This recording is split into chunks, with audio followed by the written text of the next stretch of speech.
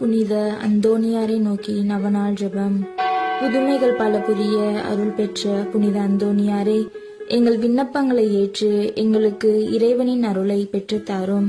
குழந்தை இயேசுவை கையில் ஏந்தும் பேறு பெற்ற புனித அந்தோணியாரே, துன்பப்படுவோருக்கு துணை புரியும் வள்ளலே, ஏழைகளையும் ஆதரவற்றவர்களையும் அன்புடன் அரவணைக்கும் நேச தந்தையே, இதோ உமது மன்றாட்டின் பயனை உணர்ந்து அசைக்க முடியாத முழு நம்பிக்கையுடன் உமது திருத்தலத்திற்கு வந்து கூடியுள்ளோம்.